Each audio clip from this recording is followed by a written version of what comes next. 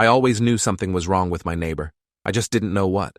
Devin lived next door for 3 years, and in all that time, I'd never seen him angry, never heard him raise his voice, never noticed anything that would make me question who he was. He was the kind of neighbor everyone wished they had. Quiet, respectful, always offering to help carry groceries or shovel snow, but there was something about the way he moved through the world that felt rehearsed, like he was following a script only he could see. I couldn't explain it to anyone without sounding paranoid, so I kept my weird feelings to myself and waved politely whenever our paths crossed. The first concrete thing I noticed happened on a Wednesday morning in late September. I was leaving for work around 6:30 when I saw Devin loading boxes into his trunk. Nothing unusual about that, except these weren't regular moving boxes or storage containers. They were medical supply boxes with bright red labels that said biohazard and refrigerate immediately. He spotted me staring and smiled that perfect smile he always had, explaining he volunteered at a medical research facility and sometimes transported samples to the university lab across town. It made sense on the surface, but something about his explanation felt too smooth, too prepared, like he'd been expecting someone to ask and had rehearsed his answer. I mentioned it to my wife Natasha that evening while we were making dinner. She rolled her eyes and reminded me that Devin had told us about his volunteer work when he first moved in. He'd even shown us pictures of the research facility where he spent his weekends helping with administrative tasks. She thought I was being ridiculous for reading into something so innocent, and maybe she was right. Devin had never given us any real reason to doubt him. He was always pleasant, always helpful, always exactly where he said he'd be. That consistency should have been reassuring, but instead, it made me more uneasy. 3 weeks later, I was working from home when I heard sounds coming from Devin's garage. Loud metallic scraping followed by what sounded like power tools running at full speed. Our houses shared a property line, and his garage was close enough that I could hear pretty much everything that happened in there. The noise continued for hours, stopping only when I heard his car pull out around 2 in the afternoon. Curiosity got the better of me, and I walked over to his garage door, pressing my ear against it to see if I could figure out what he'd been working on. Silence. Complete and total silence, like nobody had been in there at all. That night, I couldn't stop thinking about those sounds. Power tools running for hours, metallic scraping, then absolute silence. What kind of project required that much work but left no evidence of construction or renovation? I started paying closer attention to Devin's patterns. He left every Wednesday and Friday at exactly 2 in the afternoon, returning around 8 in the evening. He carried the biohazard boxes every Wednesday without fail, and every Friday, he came back with his trunk sitting lower on the suspension, like he was carrying something extremely heavy. Natasha noticed me watching out the window one evening and asked if I was becoming obsessed with our neighbor. I tried to explain the patterns I'd noticed, but saying them out loud made them sound even more paranoid than they felt in my head. She suggested I was stressed about work and looking for distractions. Maybe she was right. My job as an insurance investigator probably made me see suspicious patterns where none existed. I decided to drop it and stop paying attention to Devin's schedule. But then the smell started. It was subtle at first, like spoiled meat mixed with chemicals, the kind of smell that makes your stomach turn without being strong enough to pinpoint the source. It seemed to be coming from Devin's side of the property, specifically near his garage. I walked around our shared fence line one morning before work, trying to locate where the smell was strongest.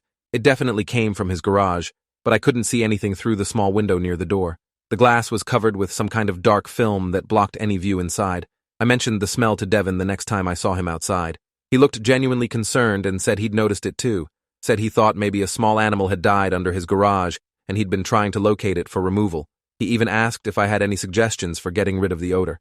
His concern seemed legitimate, but that same feeling crept back, the feeling that he was performing concern rather than actually experiencing it. His facial expressions were perfect. His tone was exactly right, but something underneath felt hollow. Natasha thought I was losing my mind when I brought it up again. She pointed out that Devin had given a perfectly reasonable explanation and even asked for my help with the problem. What more did I want from the man? I didn't have an answer to that. I just knew something felt wrong in a way I couldn't articulate without sounding completely unhinged. So I started documenting everything instead. Took photos of his schedule, kept notes about the biohazard boxes, recorded the times when the garage noises started and stopped. 2 months into my unofficial investigation, something changed. I was taking out the trash late on a Monday night when I saw someone else at Devin's house. A woman, probably in her late 20s, was standing on his porch looking distressed. She was crying and kept glancing at her phone like she was waiting for directions or help. Devin opened the door and ushered her inside quickly, but not before I saw the expression on his face. It wasn't the warm, friendly Devin I'd known for 3 years. His expression was cold, calculated, almost predatory. The transformation lasted only a second before his usual pleasant mask returned, but I'd seen it. I stood frozen by my trash cans, watching his door close behind them. Every instinct in my body screamed that something terrible was about to happen inside that house.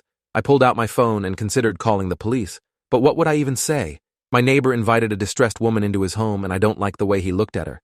They'd probably tell me to mind my own business, but I couldn't just do nothing. I walked back to my house and positioned myself by the window where I could see Devon's front door. An hour passed, then 2. The woman's car remained parked in his driveway, but I saw no movement inside the house. All the lights were on in his living room, which was unusual because Devon typically kept his curtains closed and lights minimal. I tried Natasha again about what I'd witnessed, but she was already in bed and told me I was being paranoid about a neighbor helping someone who was upset. She said I needed to get some sleep and stop obsessing over Devon's perfectly normal life. At 3 in the morning, I was still awake when I heard Devon's garage door open. I rushed to the window and watched him back his car into the garage, which he never did. He always parked in the driveway, but tonight, he was backing into the garage with his trunk open. Through the darkness, I could barely make out what looked like a large bundle wrapped in plastic sheeting. My blood ran cold as I watched him close the garage door behind him. I didn't sleep the rest of that night. I sat by the window waiting for any sign of the woman who'd entered his house hours earlier. Her car was still in the driveway at 6 in the morning when the sun started rising. At 7, Devon came outside in his running clothes, stretched casually on his front porch, and went for his usual morning jog. He looked completely normal, completely at peace, like nothing unusual had happened the night before. When he returned from his run, he knocked on the woman's car window. I watched from my window as he appeared to be trying to wake someone inside. He knocked again, looked around the neighborhood, then pulled out his phone. Within 15 minutes, police cars arrived at his house. I threw on clothes and went outside, joining the small crowd of neighbors gathering to see what was happening. Officer Langley, someone I recognized from a previous insurance investigation, was taking Devon's statement. From what I could hear, Devon was explaining that a woman had come to his door last night asking to use his phone because hers had died. He'd let her make a call, given her some water, and then she'd left around 10. He had no idea why her car was still in his driveway or why she appeared to be unconscious inside it. The officers approached the car carefully and tried the door. Locked. They knocked on the window, calling out to the woman inside. No response. One of the officers radioed for an ambulance while another prepared to break the window. That's when I couldn't stay silent anymore. I walked up to Officer Langley and asked to speak with him privately. Away from Devon's hearing, I told Langley everything. The biohazard boxes, the garage noises, the strange smells, the way Devon had looked at the woman last night, and most importantly, what I'd seen at 3 in the morning. Langley listened without interrupting, his expression growing more serious with each detail. When I finished, he asked if I'd be willing to provide a formal statement. I said yes, immediately. The ambulance arrived and paramedics broke the car window. The woman inside was alive but unresponsive. They loaded her onto a stretcher while Devon stood on his porch looking concerned and confused. He played the role of helpful neighbor perfectly, asking the officers if there was anything he could do. But I saw Langley watching him with new eyes, seeing what I'd been seeing for months. Something wasn't right with Devon. Langley asked Devon if they could search his home, just to rule out any possibility that something had happened to the woman while she was inside. Devon hesitated for just a fraction of a second before agreeing. That hesitation told me everything I needed to know. A truly innocent person wouldn't have hesitated at all. 3 officers entered his house while Langley stayed outside with Devon, asking casual questions about his routine and his volunteer work at the medical facility. 15 minutes later, one of the officers came out and called Langley over. They spoke in low voices, but I could see the officer's expression. He'd found something. Langley immediately called for backup and told Devon he needed to come to the station for further questioning. Devon maintained his calm demeanor, but I noticed his hands were shaking slightly as he agreed to follow them downtown. Natasha had come outside by this point, standing beside me as we watched officers putting crime scene tape around Devon's property. She looked at me with wide eyes and whispered, "What did they find?" I didn't know yet, but every instinct that had been screaming at me for months was vindicated. Something had been terribly wrong with Devon, and now it was being exposed. Officer Langley approached me an hour later and asked if I could come to the station to provide that formal statement. He couldn't tell me what they'd found yet, but he said my observations had been crucial. When I arrived at the station, a detective named Reeves took over my interview. She was thorough, asking me to go through every detail I'd noticed over the past 3 years, every strange pattern, every odd behavior, every moment that had triggered my instincts. When I mentioned the biohazard boxes and Devon's claim about volunteering at a medical research facility, Reeves stopped writing and looked up sharply. She asked exactly what kind of labels I'd seen on those boxes. I described them as best I could remember. Bright red biohazard symbols, words about refrigeration, medical supply company logos. Reeves excused herself and left the room for several minutes. When she returned, she had another detective with her. The new detective introduced himself as Novak from the homicide division. My stomach dropped at the word homicide. Novak explained that they'd found a makeshift medical facility in Devon's garage, surgical equipment, refrigeration units, and yes, biohazard boxes. But they hadn't found any bodies yet, which was where my observations about his Friday schedule became critically important.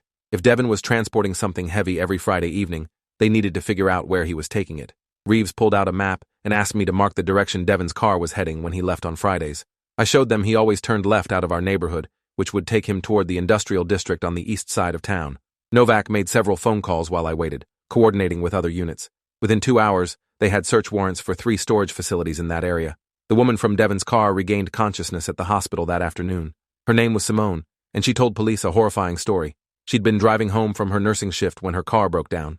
Devin had stopped and offered to help, seemed trustworthy, and invited her to wait at his house while 8AA came to tow her vehicle. Inside his home, he'd offered her water. She remembered drinking it and feeling dizzy, then nothing until she woke up in the hospital. Toxicology tests showed high levels of Rohypnol in Simone's system, enough to keep her unconscious for hours. Police theorized that Devin had panicked when he saw me standing by my trash cans while Simone was on his porch. He'd decided to keep her alive and stage a scenario where she'd simply passed out in her car from exhaustion after using his phone. If I hadn't seen him loading something into his car at 3 a.m, his plan might have worked. The search teams found Devin's storage unit that evening. I wasn't there, but Langley described it to me later in vague terms that still made me sick. Bodies. Multiple bodies. All women in their 20s and 30s. All preserved in various stages using medical techniques. The facility in Devin's garage hadn't been for research.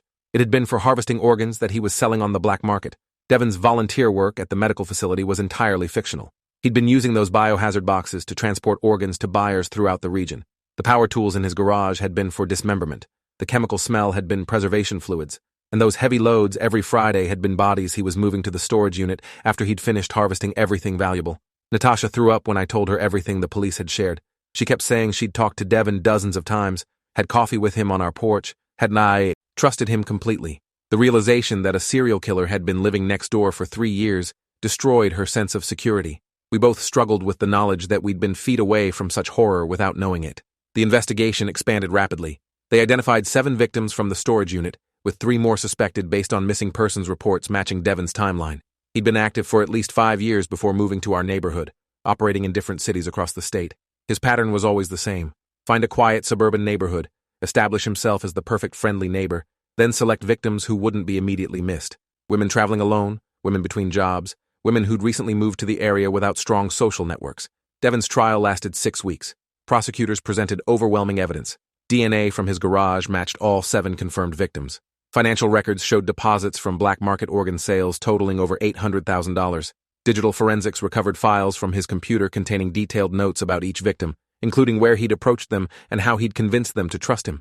His defense team tried to argue diminished capacity, but the prosecution destroyed that claim. They showed the jury Devin's meticulous planning, his careful selection of victims, his sophisticated cover story, and his ability to maintain a completely normal facade for years. This wasn't someone who couldn't control his actions. This was someone who'd built an entire system for killing with maximum efficiency and minimal risk. The jury deliberated for less than 4 hours before returning guilty verdicts on all counts. 7 counts of first-degree murder, 2 counts of attempted murder including Simone, and numerous counts of organ trafficking and abuse of a corpse. The judge sentenced him to life without possibility of parole on each murder count, to be served consecutively. Devin showed no emotion when the sentence was read, maintaining that same calm mask he'd worn throughout the trial. Simone attended the sentencing hearing and gave a victim impact statement that left the courtroom in tears. She described waking up in the hospital not knowing if she'd been violated or harmed, the months of therapy trying to process her near-death experience, the nightmares about what would have happened if I hadn't been outside that night. She looked directly at Devin and told him he'd stolen her sense of safety in the world, but he wouldn't steal her life. She was surviving despite him. 6 of the 7 identified victims' families also gave statements. They talked about daughters and sisters and friends who'd simply disappeared one day. Years of hoping they'd come home, years of not knowing what happened, years of that terrible limbo between hope and grief. Finding their remains in that storage unit had finally given them answers, but those answers came with unbearable images they'd never be able to forget. Officer Langley contacted me after the sentencing to thank me formally for trusting my instincts and coming forward. He said most people ignore that feeling when something isn't right because they don't want to seem paranoid or cause trouble. But ignoring those instincts lets predators like Devin operate freely. He encouraged me to share my story as a reminder that sometimes paranoia isn't paranoia at all. Natasha and I sold our house 4 months after Devin's arrest. Neither of us could stay there knowing what had happened next door, knowing we'd been so close to such horror. Our new neighborhood is different, quieter, smaller, with neighbors who've lived there for decades and actually know each other. I still pay attention to patterns and trust my instincts, but now Natasha does too. We both learned that sometimes the most dangerous people are the ones who seem the most normal, and being called paranoid is better than ignoring warning signs that could save lives.